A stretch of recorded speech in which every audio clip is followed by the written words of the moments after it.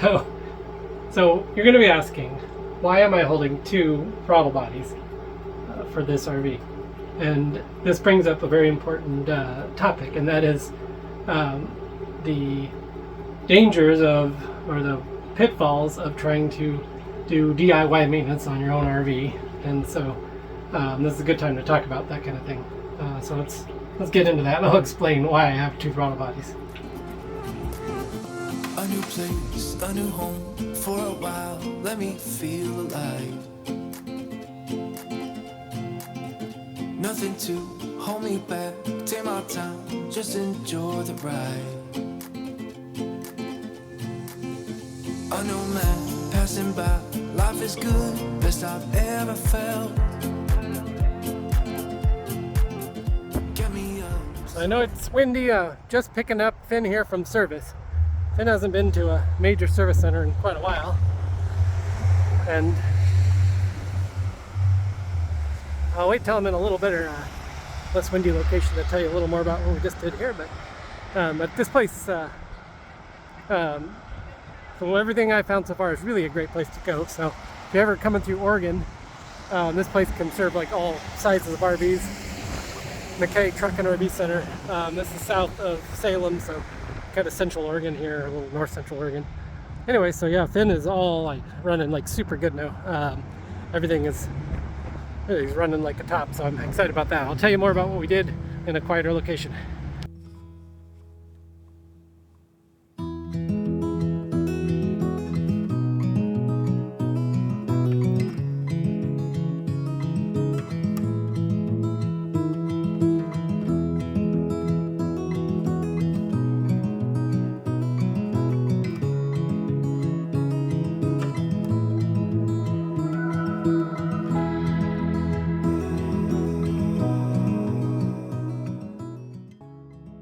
Oh, I'm a tired guy.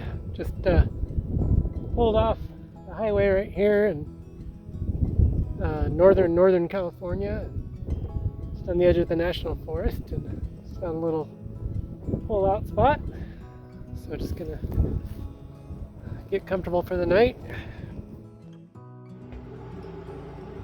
So when we did all that work, you followed me along doing that work with the alternator and the belt and the new tensioner, and while I was doing all that work, for one, I left you hanging with the belt size. I ended up, set those down, I ended up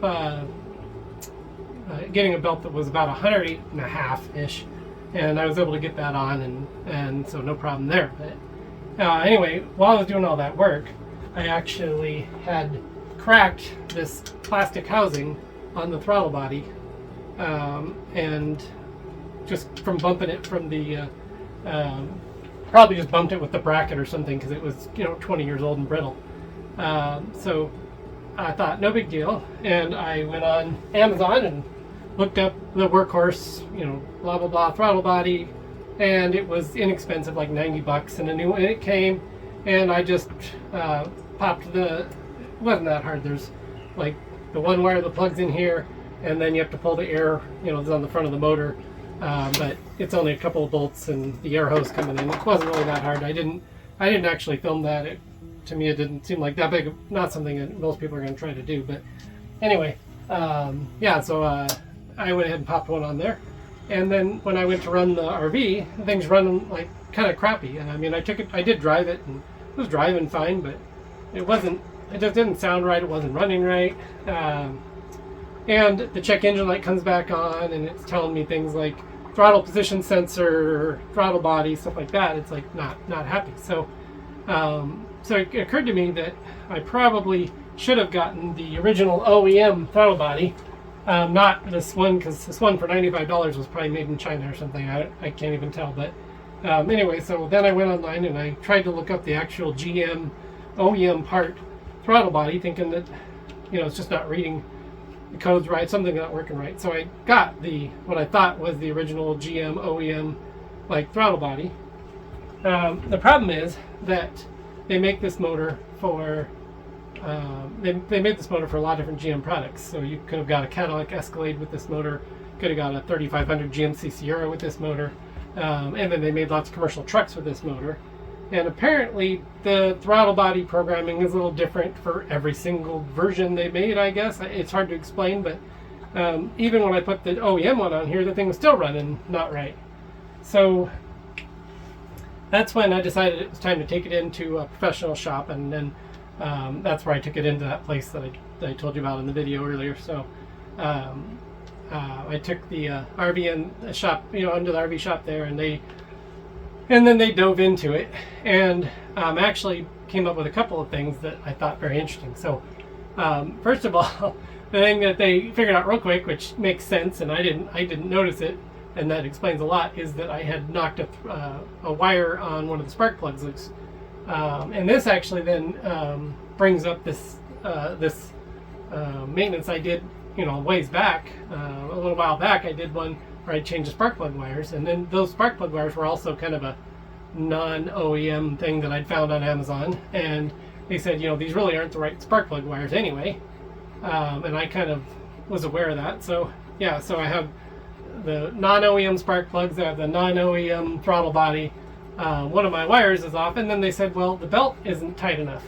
And so now it goes back, okay, the 108 belt was probably the right belt, but I couldn't get it on for some reason. They said, well, your idler pulley is seized, and I'm not super engine tech guy, and I'm like, idler pulley, I'm not even vaguely familiar with where that would be on this engine or what it does exactly. So that might have explained why I couldn't get the 108 belt back on. But anyway, this all kind of leads to kind of the dangers of ordering parts online and also not taking your RV into a specialist, as far as the kind of the troubles you can get into. So I ended up having them put another new belt on and another new throttle body, which they were able to find the correct throttle body that matches the VIN number for this RV, and then new spark plug wires that are the correct wires for this RV. And when they did all that, the thing runs like brand new again. It's like running like a champ. So so that was just kind of the pitfalls of everything that I had caused. The good news is I did have the right OEM alternator, and the new alternator works great, puts out lots of power, and can charge up my batteries as I drive, extremely well. So that's kind of nice. So I didn't fail with the alternator, but yeah, anyway, so these are things just to be aware of if you're doing RV stuff, is to be real kind of cautious of which parts you're actually getting. And there is a website, there is a seller. Hold on. All right. Anyway, what I was saying is there is actually one seller, online seller, that for all their parts, they will do a VIN number check. And I will link that down in this video. Now, the only problem I had with that seller is that their prices are kind of absurdly high. So you can get seemingly the exact same parts on other places, but if you want to get a official VIN number checked, kind of a part, official OEM matched to your RV part, these guys claim to do that. So I don't know, I think in some things it's just better. Like if you're ordering the belt for this RV or something, like some engine parts, I tend to think that sticking to the original OEM stuff is going to be pretty essential, because you might run into these pitfalls like I did. So that's my advice and warning for you. So this channel, as you may know, is all about living an amazing life on a budget so that you can retire early. And there are various ways that you can do that. And for me, there are probably 3 big ones or 4 big ones that I always talk about. And my channel is all about all those 3 things, right? So you can live a pretty amazing life living on a boat, and you can do that on a budget if you're smart about it. So how to live on a boat on a budget is definitely going to be in the future of my channel. I love living on a boat. It's one of my favorite ways to live in life. So we'll get back to that at some point. Traveling in Asia and there's other places in the world where you can live very, very cheap and also have an amazing life. And so retiring to a country in Asia is really pretty rock solid way to live an amazing life on a budget. And I've already done some of that content. I'm going back to Asia soon, so we're going to do that. So the final thing is RV living, and or not the final thing, I'm going to say the third thing. I got 4. The third thing is RV living, and that is also one where it is not easy to do RV living on a budget. Same with doing boat living on a budget. Both can get extremely expensive. So it's not, so how to do that is part of what this channel is about.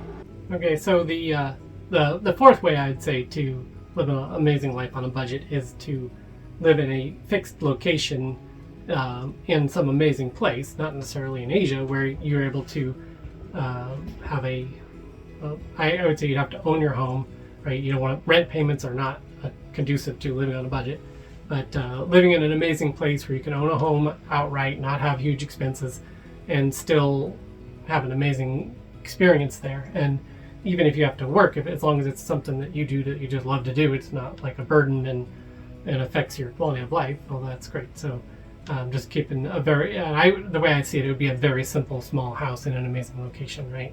Something that is easy to maintain, inexpensive, but you own it outright. It doesn't go down in value. I mean, it's very low overhead to operate.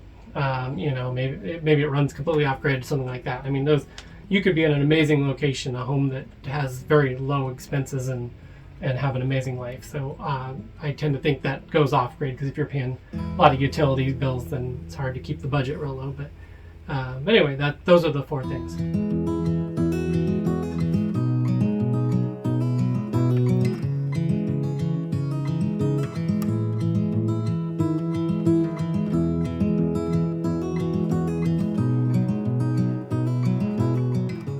So I'm just on my second morning of the trip from north to south, from Oregon down to Arizona. And good thing I been this way once before, because it's pretty amazing how far it is between gas stations when you're going north from Reno up toward Klamath Falls, Oregon. If you take the shortest route, it just seems like there's like 3 different turns, and pretty much miss every town, every gas station. So I don't know the exact distance, but I think it's in the realm of like 180 miles with no gas station. So yeah, I remembered that from years past and made sure to put a little extra gas in Finn here. But yeah, Finn's running pretty good. Glad I got that engine stuff worked on. No major problems there, except when I did first leave, the check engine light came right on, and luckily for my code reader, you definitely need a code reader. Wait for this car to go by. Yeah, that little code reader was a brilliant purchase. So I plugged in the code reader, and I figured these guys didn't fix things right. The check engine light came on. Well, it said the O2 sensor was not connected. So that's super easy. So I did a video. I'll put a note on here. I did a video where I changed the O2 sensors. It's kind of a maintenance item, and so having done that, I knew right where they were. So I took a look down there on the exhaust, and the O2 sensor was disconnected, which I imagine happened because they just put a new gasket on. There was an exhaust leak on one of the exhaust manifold, so they had already been down there working, and I knew I heard something weird in the exhaust, and I'm glad they found that and fixed it, so that was good. Anyway, so they probably disconnected that either by accident or on purpose, and it just didn't get connected. So yeah, so plug in, check engine light went off. She's running perfect besides that. The only thing really is and it had went out on me just briefly once before, but the cruise control is dead to the world. And this is a long trip to be going without cruise control. I'm really missing it. Love to have cruise control, but oh well, that's another thing to work on.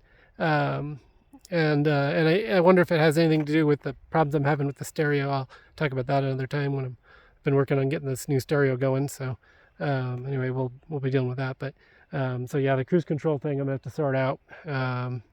But yeah, beautiful area to drive through. Just make sure you fill up before you leave Susanville going north, because you're gonna have a long way to go. I came this way once in my Chevy Volt and filled up in Reno, and didn't fill up again. And a Chevy Volt is it's a plug-in hybrid, but it's primarily a gas car. Well, it doesn't really hold that much gas, so it was like 280 miles to Klamath Falls. So I used up my entire tank of gas, and I drove into town on the rest of the battery power. Cut it pretty dang close that trip, and came this way once in my Tesla, my original Tesla back in the day when there were fewer superchargers. And I think it might still be true that there is no supercharger between Reno and Klamath Falls. So That was the absolute maximum range of my Tesla Model S. So I actually decided not to risk cutting it that close, and came over through Reading and Mount Shasta in that area and even then that was like a 250-mile run. But that old Model S had a long range, so it was not a problem. But yeah, anyway, that's the story of what's going on. So we're going to continue our trip south.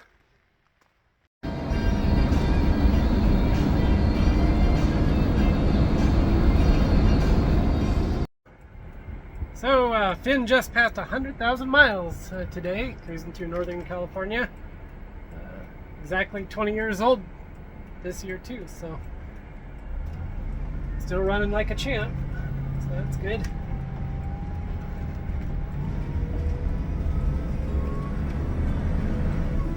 Continue for 82 miles.